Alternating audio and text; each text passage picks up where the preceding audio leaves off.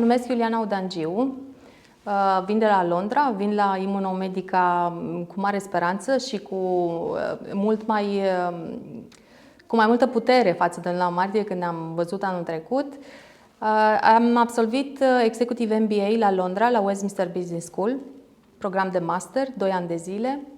Prin acest program de master am plecat în luna aprilie 2019 în Uganda cu un proiect caritabil. A fost o săptămână, sigur, destul de încărcată, o săptămână pentru care m-am pregătit cu foarte multe luni înainte, inclusiv cu pregătirea fizică legat de vaccin, legat de medicamente pe care trebuia să le iau împotriva malariei, totul pentru a nu contacta ceva la fața locului care pe mine să mă afecteze, având în vedere că veneam din România și nu aveam neapărat imunitate pentru virusuri sau bacterii care se găsesc la fața locului. La un moment dat, în timpul călătoriei, să fi fost a 4-a sau a 5-a zi, am avut simptome de răceală destul de puternice și cumva neașteptate pentru mine, că aveam 30 de grade, erau 30 de grade acolo, dar eu fiind o personalitate jovială așa și, să zic, de acțiune și, mă rog, nu am băgat neapărat, adică nu am dat atenție a ceea ce se întâmplă cu mine, mai mult decât am zis, e ok, este o răceală. După care am revenit deci asta să fi fost la o săptămână, am revenit la Londra și era chiar în săptămâna patimilor, înainte de Paște, în 2018, când mi s-a făcut brusc foarte rău, o stare de nervozitate, de iritabilitate, nu mai puteam mânca, îmi era foarte, foarte, foarte rău fizic, aveam probleme cu stomacul. Și am zis, prima dată m-am gândit, să fie oare încercările săptămânii patimilor sau să fie ceva ce fix mă luptă fizic. Am ajuns la urgențe în vinerea aceea și atunci mi-au spus că în principiu nu ai nimic, că ai doar un traveler bug. Nu știu exact cum l-aș traduce în românește, o bacterie a călătorului pe care o iei când mergi într-un teritoriu străin. Deși am făcut cam tot ce se poate pentru a nu contacta nimic, inclusiv cu apa pe care n-am băut de la robinet, ci îmbuteliată. Toată luna mai am fost foarte bine, m-am ocupat de master, m-am ocupat de lucru, mi-aduc aminte că mergeam la fizioterapie și fizioterapeuta era puțin așa, era surprinsă de toată energia pe care o aveam și de cât de multă disciplină puneam în tot ceea ce fac și de realizările pe care le aveam. Și vorbeam de proiectul meu cu master, că e foarte... sunt pe ultima 100 de metri și cumva fizic simt că mă apropii, dar cumva intelectual nu făcusem, nu-mi scrisesem foarte mult. La finalul, toată luna mai am fost foarte bine, la finalul lunii mai, 30 mai, am început să am simptome de răceală, foarte evidente, aș spune. Dar pentru că colegii mei în birou fusese răciți, am zis că probabil am contactat și eu ceva. Pe 30 mai seara mi-am pierdut vocea, foarte ciudat pentru o răceală de luna mai, mai ales că știam cumva corpul. Și am început să iau paracetamol și Lemsip. E un medicament, un praf pentru răceală, cum mi-amintesc că era Fervex odată la noi. După 24 de ore, simptomele au mers în mușchi și cumva un personality disorder, eu fiind undeva la limita dintre introvert și extravert, deja intrasem foarte mult în mine, nesimțind nevoia să mai ies către ceilalți. Mi-a fost foarte rău în alea 24 de ore, iar următoarea zi, pe 1 iunie 2018, trebuia să plec în Taiwan cu un proiect de consultanță, colegii mei la master. Și mi-aduc aminte că fiind foarte rău, am zis, Doamne, dacă mă simt atât de rău fizic, cum mă simt atât de rău fizic, eu n-am să pot să plec mâine în Taiwan. Dar îmi doream atât de mult această călătorie, încât știu că am zis, Doamne, dacă este să fie ceva de sănătate, ajută-mă să merg în Taiwan, te rog, și eu să mă ocup de rezolvare după. Și am plecat în Taiwan, simptomele de răceală au evoluat, în 48 de ore deja aveam o tuse foarte puternică, cum n-am avut niciodată. Mi-am pierdut vocea de tot, stare de rău fizic, stare de vomă, Toate au culminat în 6 zile, deci de sâmbătă până am plecat, până în joia înălțării. Îmi amintesc că în ziua de înălțare dimineața eram foarte bucuroasă prin hotel și tot spuneam, că nimeni nu înțelegea, eu tot spuneam Hristos a înălțat, îmi răspundeam foarte veselă, dar mă traversa o stare de sete, o sete de neînțeles. Eu mă hidratez, în general beau foarte mult de apă, dar era de ceva de genul în 2 ore am băut poate 2 litri de apă și tot mi-era sete. Am făcut o prezentare excelentă, eu având un drive, o ambiție, am primit un feedback ca și cum cea mai bună prezentare a mea din tot programul aceea a fost. Dar am avut o stare de nervozitate și de iritabilitate în dimineața aceea când nu puteam neapărat să colaborez cu colegii. După câteva ore am mers la un izvor cu apă termală, 45 de grade, unde am intrat, eu fiind fan al apelor termale, unde am intrat și după jumătate de oră am avut o durere groaznică de cap, ce nu am trăit în viața mea, stare de vomă, dureri foarte mari în mușchi, astfel încât până am ajuns în camera de hotel deja am cerut ambulanță. A venit ambulanța, am pierdusem picioarele, nu mai aveam nicio putere să mai merg, am plecat cu rătile din hotel și am ajuns acolo, mi-a fost foarte rău, am început să halucinez pe patul de spital, nu mi-au dat tratament până când nu a venit confirmarea asigurării. Aveam dureri groaznice fizice, adică eu n-am crezut niciodată că noi în corpul acesta putem să întâmpinăm asemenea dureri și că suntem capabili de a suporta așa ceva, trupește vorbind.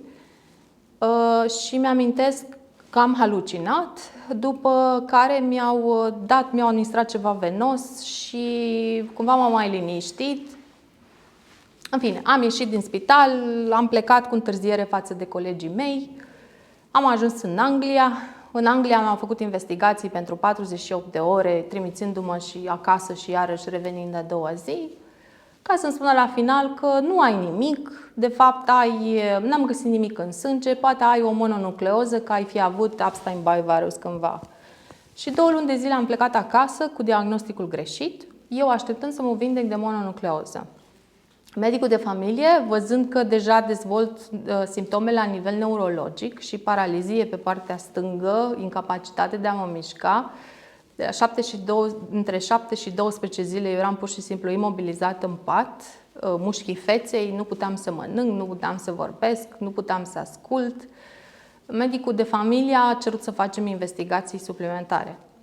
Așa am ajuns la primul neurolog, la imunologie și la endocrinologie, unde imunologul a spus că nu este nimic legat de Epstein-Barr virus, că probabil este o infecție sau că a fost un virus care acum mă trimite în chronic fatigue syndrome sau nu știu exact, oboseală cronică ar fi traducerea în română. Al doilea, la endocrinologie mi s-a spus că de Lyme-ul ăsta într-adevăr nu știm mare lucru, dar că cel mai mult te va ajuta neurologul. Într-adevăr, am întâlnit primul neurolog care sufletește a tratat cazul meu ca un tată și a încercat să facă toate investigațiile, sigur, în linia permisă de legislația din Marea Britanie, pentru că nu s-a uitat în detaliu la ceea ce se întâmplă cu mine, ci strict la rezultatele analizelor de sânge. Ori analizele mele de sânge au fost bune și anul trecut și sunt bune și anul acesta. Nu înseamnă că eu nu am trăit în aceste 12 luni un iad. Am mers de la primul neurolog la al doilea neurolog care avea interese în infecțioase, care, sincer, din punctul meu de vedere, deși este expert și nu se cade să-i dau numele, dar este în echipă de conducere în Marea Britanie în ceea ce privește neurologia, a tratat cazul meu foarte superficial. Eu, chiar în timpul evaluării, aveam probabil un ciclu al bolii, astfel încât mâinile mele, degetele mele, eu mult timp n-am putut să țin nimic în degete, nu am putut să le strâng. Și îmi amintesc, ca să explic ceea ce se întâmplă cu mine, am ridicat mâinile așa și îi arătam așa, pentru că nu aveam nicio flexibilitate în mâini. Atunci era un ciclu al bolii. Pur și simplu doar a observat membrele, dar nu a luat nicio acțiune. M-a trimis la un alt neurolog, gândindu-se că poate discutăm de o șistostomiasă. Asta este un vierme sau un parazit găsit în Uganda.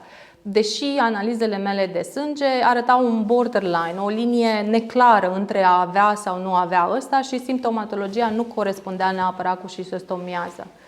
Am ajuns la al treilea neurolog care mi-a administrat praziquantel. Acesta a fost un medicament care în 3 ore mi-a dat un Herxheimer reaction, cred că așa se numește. M-am simțit foarte, foarte rău, dar fără niciun rezultat. Și așa am ajuns, astfel încât între iunie 2018 și martie 2019 să-mi pierd tot: capacitatea cognitivă, capacitatea de a vorbi, de a asculta, de a înțelege. Eu 9 luni de zile nu am citit un text, sau dacă l-am citit m-am chinuit să-l înțeleg. Memoria pe termen scurt a fost complet distrusă.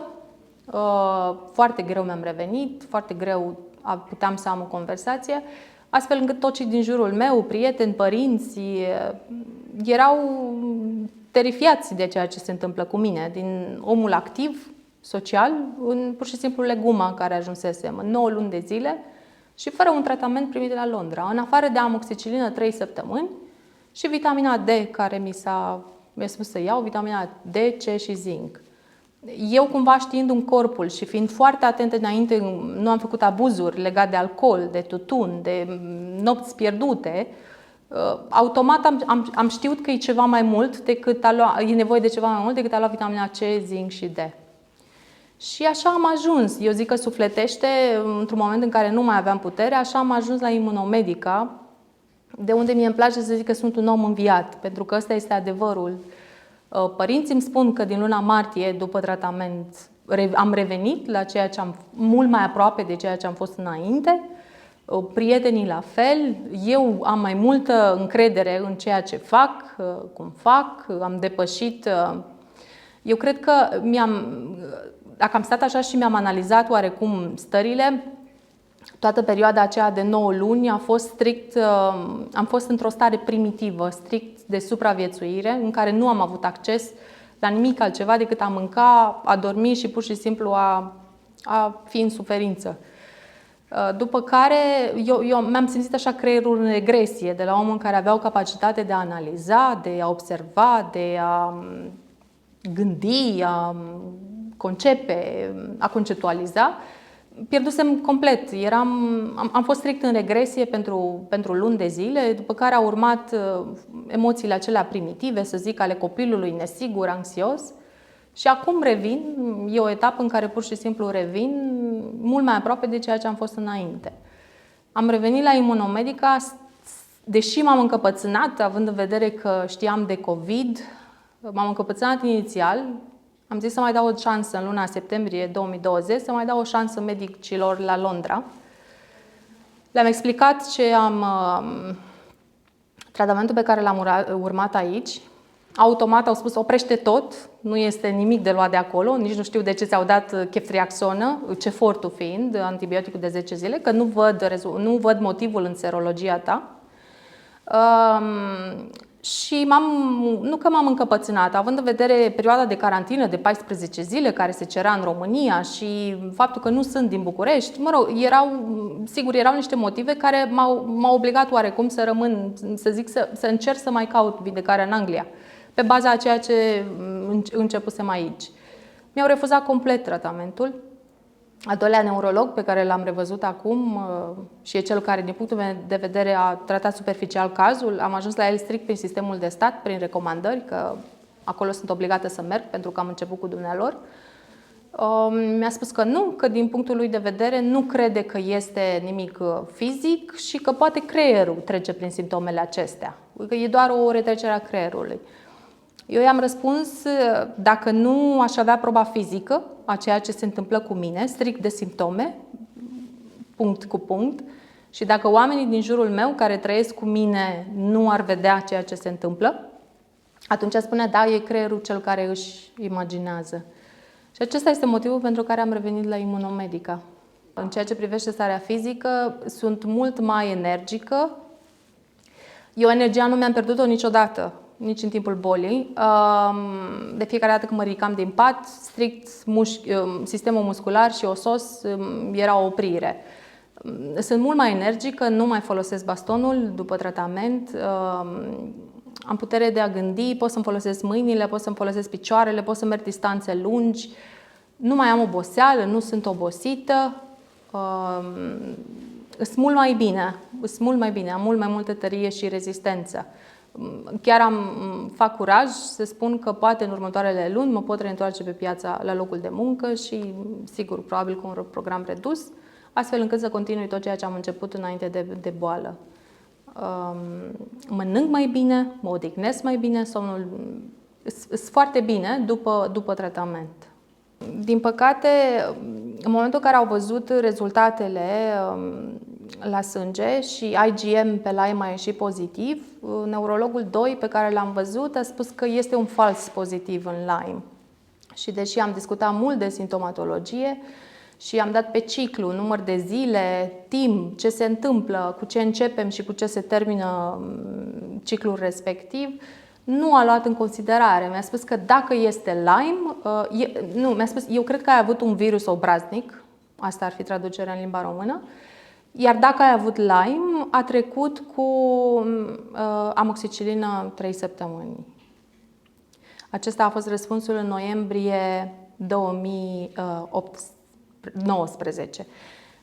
După care, ceea ce s-a întâmplat e deja cunoscut la clinică. Am ajuns în baston în tot acest timp, nerăspunzând la amoxicilină sau, sigur, singura îmbunătățire pe care eu am simțit-o la amoxicilină a fost cu ceața de pe creier. În rest, nimic altceva. Adică neputința fizică se traducea în ok, vrei să faci ceva cu mine, pune-mă în căruțul cu rotile și du-mă, în căruciorul cu rotile și du-mă acolo, că nu am capacitatea de a merge, nu mai pot să mai fac nimic. Dar nu mi-am pierdut niciodată voința, nu mi-am pierdut niciodată energia, ci doar capacitatea fizică de a face lucruri. Numai că tot ceea ce eu am spus în fața medicilor, acolo nu a avut, la modul, asta mi-a spus neurologul 2, că nu, este creierul tău care reface simptomele acestea. I-am spus, din punctul meu de vedere, am dat detalii strict de simptomatologie, exact cum am spus, cu ce începem și cu ce se termină, dar nu mai am energie și nu am avut energia să mă mai lupt cu ei, pur și simplu.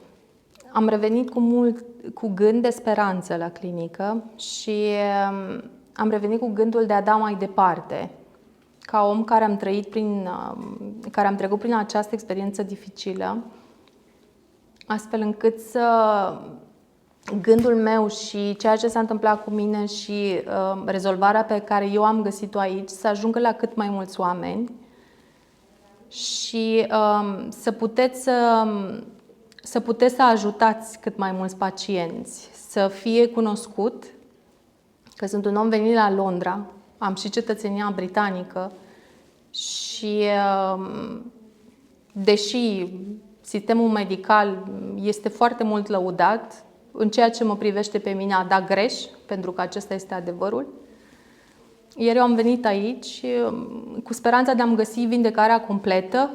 Sunt mult mai bine, nu am mai avut recidivele violente pe care le-am avut până luna martie anul trecut. Am venit pentru eliminarea completă a tot ceea ce mă chinuie și pentru întărire. Și urmează și vreau să revin și pentru prevenire. Am mare nădejde în ce se întâmplă aici. Îmi doresc foarte mult să ajungeți la cât mai mulți oameni și cât mai mulți oameni să știe de dumneavoastră, de clinica aceasta, de Imunomedica, și să știe că pot să-și găsească rezolvarea și alinarea aici și că sunt înțeleși și că sunt tratați ca ființă umană și nu ca număr.